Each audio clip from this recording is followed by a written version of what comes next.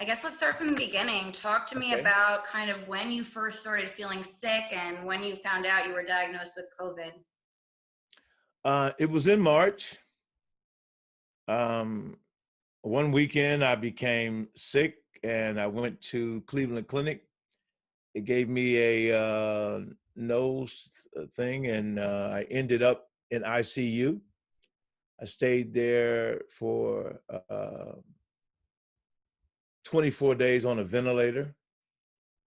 I was, my family told 3 times that had to put me on DNR, do not resuscitate, because wasn't going to make it.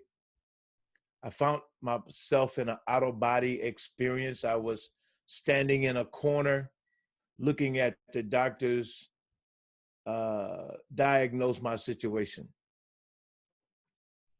telling my wife and my children that they felt like I wasn't going to make it the first time to do the DNR.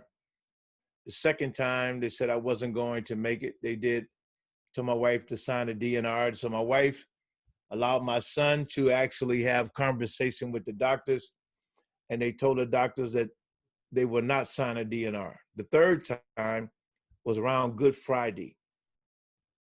And this was when I think I was on a ventilator at this point for 23 days. And they said I was not going to make it through the weekend. And so they had made their mind up that no matter what happens, whether my family agreed or didn't agree, I was not going to make it. I was going to die.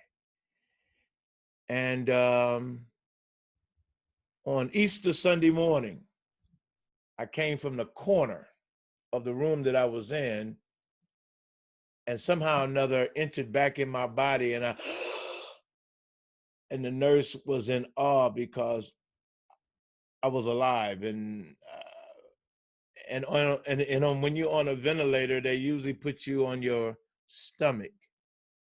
I was on my back when I came to. So, go ahead. Thereafter, I was told I would never walk. I would never talk. I would have a catheter in my chest, and I would go to dialysis 3 times a week, 4 hours each time. I felt like God had really let me down, because now I'm going home whenever they let me out, and mentally, physically, they're going to have to take care of me the rest of my life. I could have died and my insurance could have took care of everybody, and everybody could have been happy, after they went through their grieving period. I was kind of mad at God. But my wife, my pastor, and a lot of people that were prayer warriors were praying for me in spite of myself. And so I had to have a wheelchair. I couldn't talk.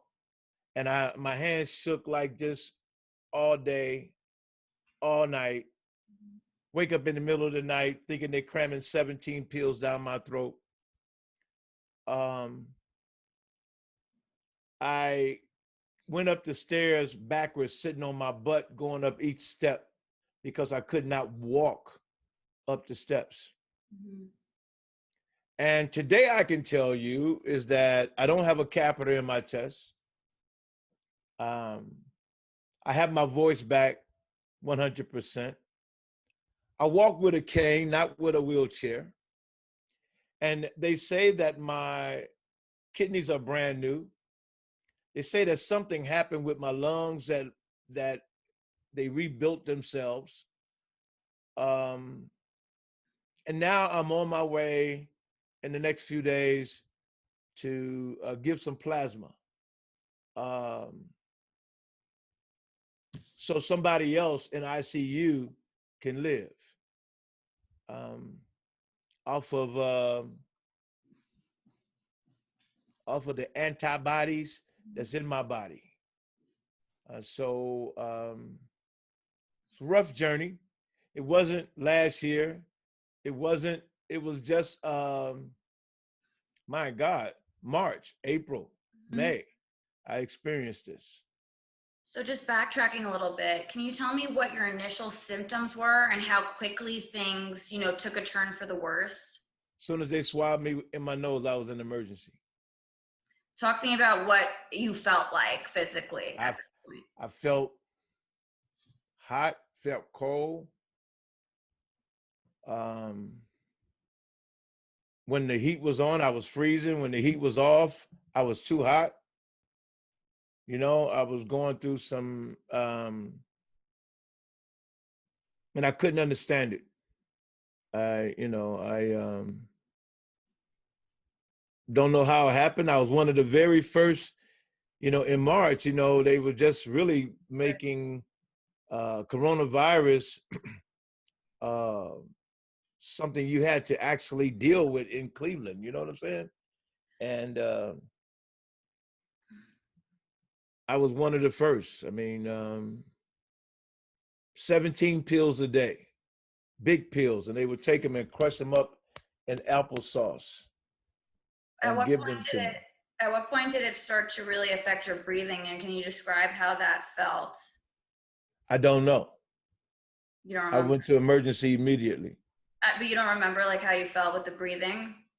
I don't remember the breathing.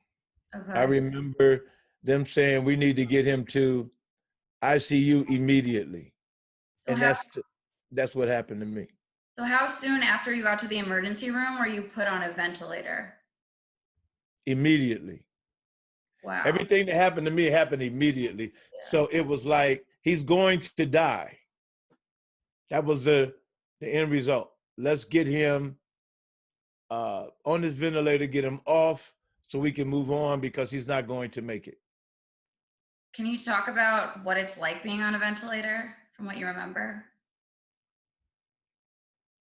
To stand in the corner and watch my body go through just that it was going through, I wish that on nobody. That's something um, that even as I'm talking to you, I can feel myself looking at this body going through its changes. And I can imagine when someone tells your family you're going to die, usually families accept that and they move on because number one, they can't see you.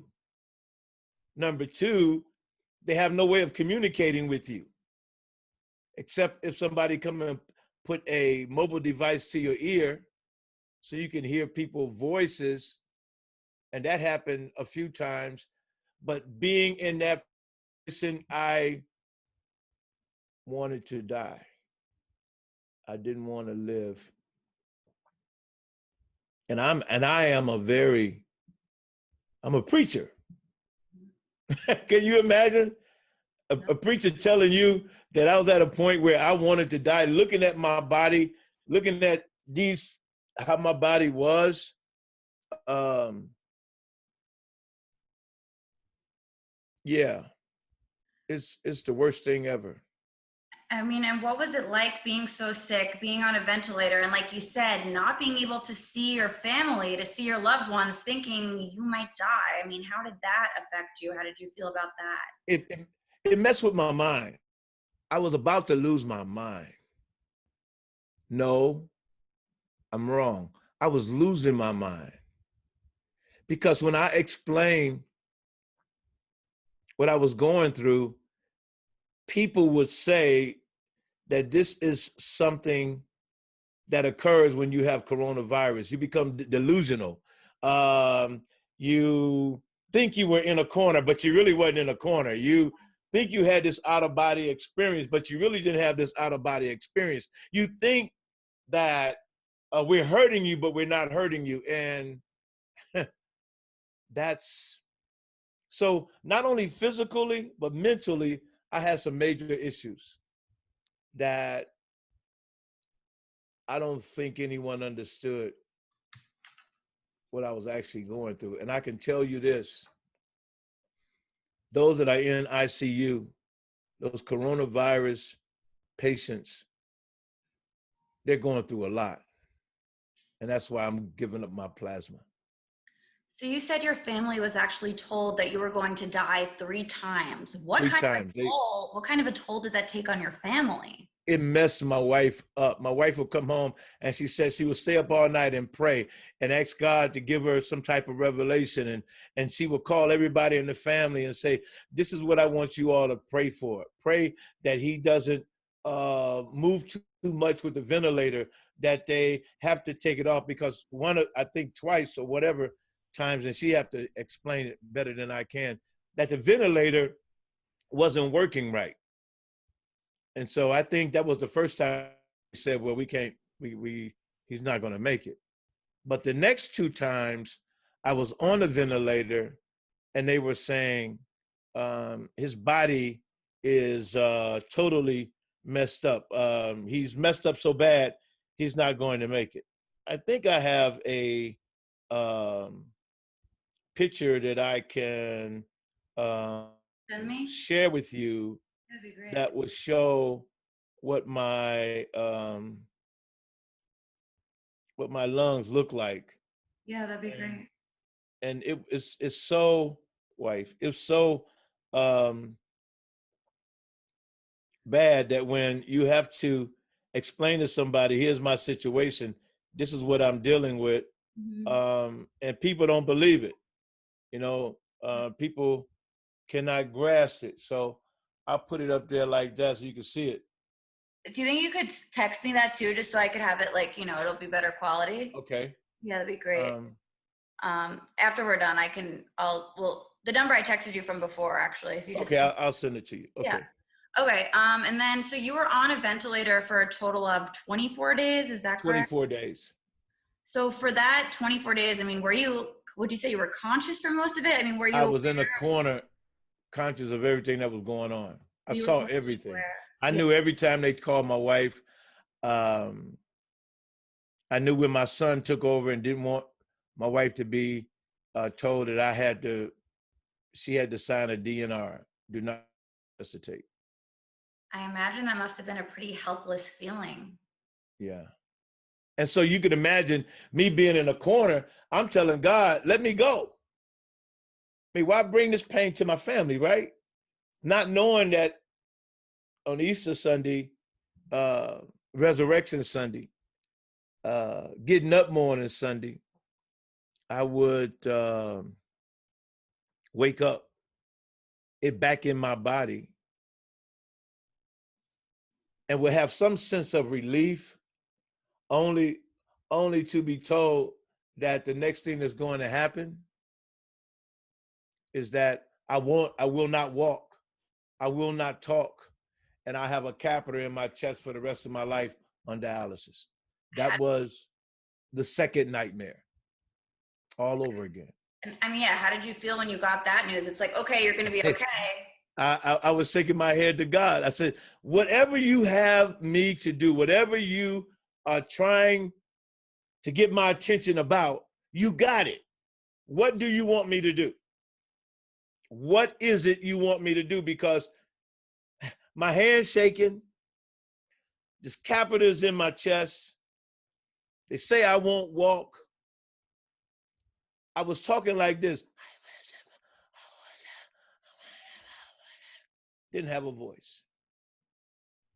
So how long after, they told you that and you came home, did things change? Like how long, I guess, till it's crazy. You seem fine now. I wouldn't have even known, you know what I mean? Like it's Right. kind of miraculous.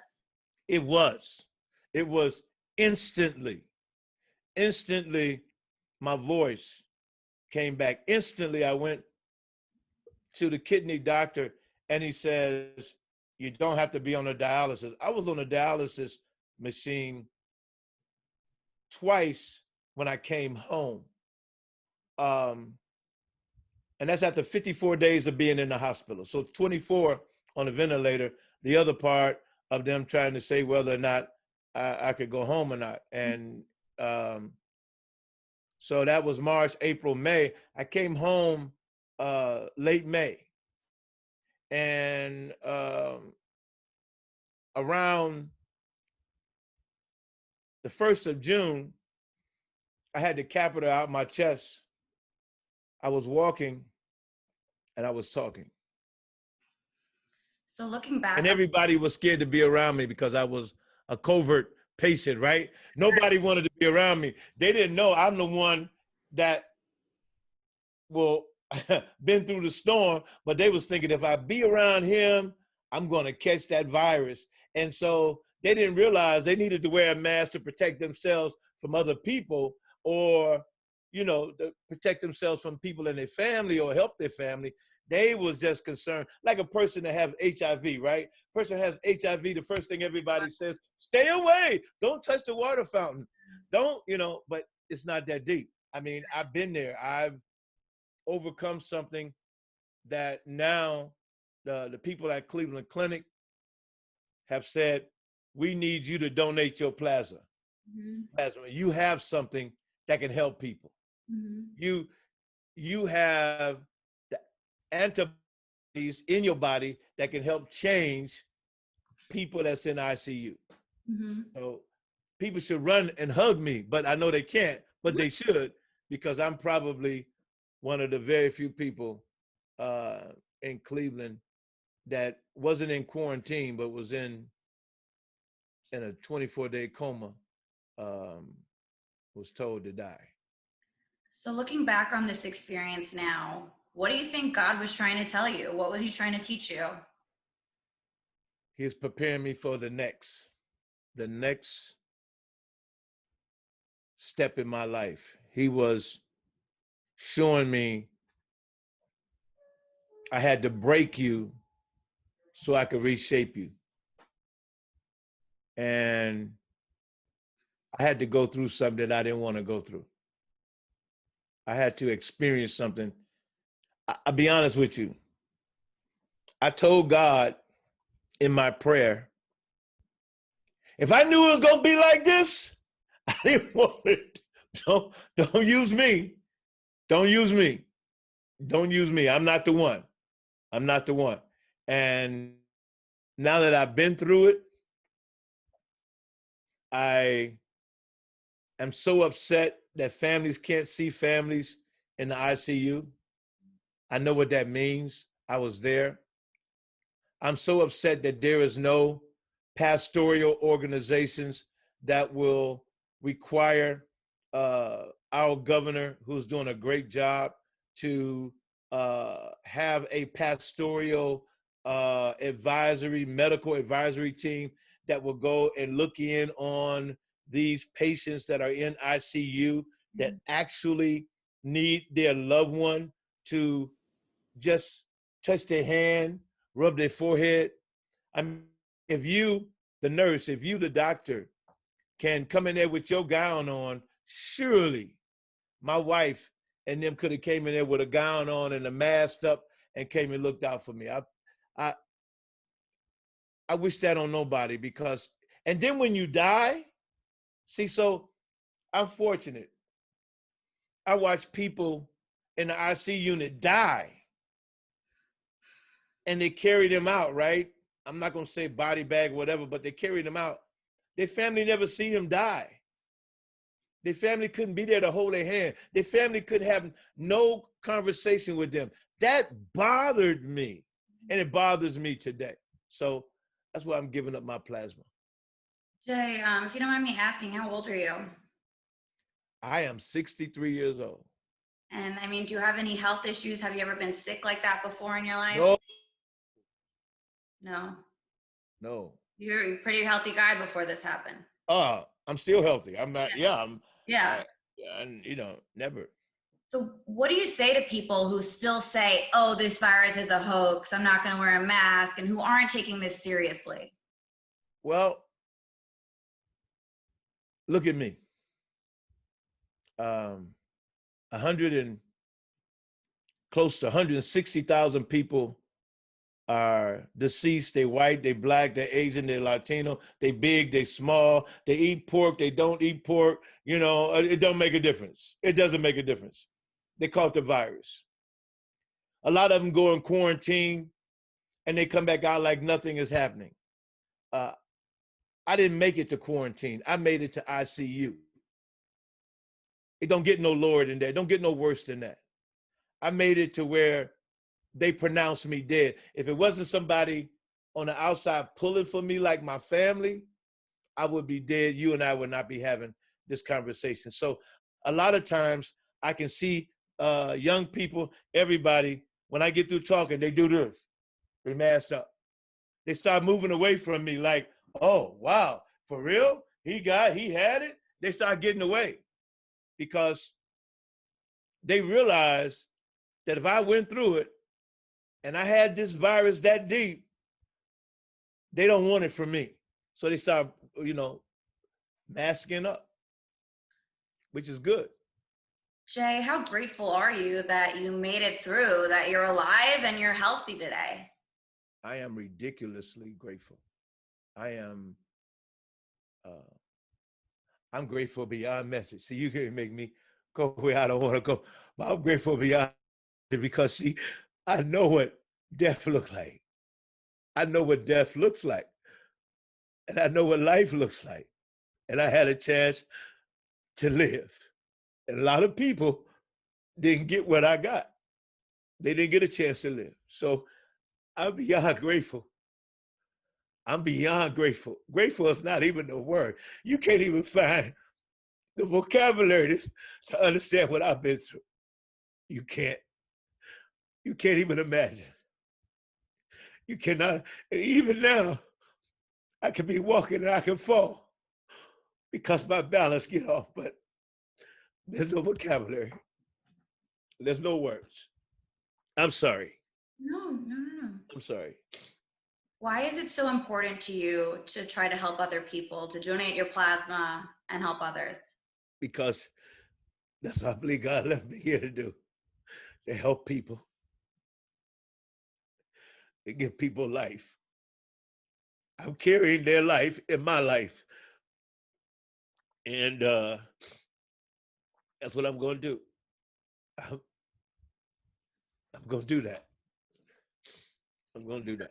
You feel like God pulled you through it so that you could save other lives. Yes, I know he did. I know he did. I know he did. That's what he did. That's what he did. Do you have any message to other people who might be battling this virus now? Hold on. Family, fight for your family. Fight for your family. And when you get a chance to talk to them, listen. Don't think they're delusional. Don't think they're crazy. Talk to your family. Pray for them. That's the advice. Don't give up. Would you say this was the most difficult thing you've had to go through in your life? Ever. I wish this on nobody. Coronavirus is real. You're living proof of that. I'm proof. I'm proof. I'm a walking testimony. And I kid you not, if you could see what I've been through, you'll understand how I just can't hold back these tears. Because if somebody's listening and they think it's a joke, it ain't a joke. And the last responder is the Undertaker.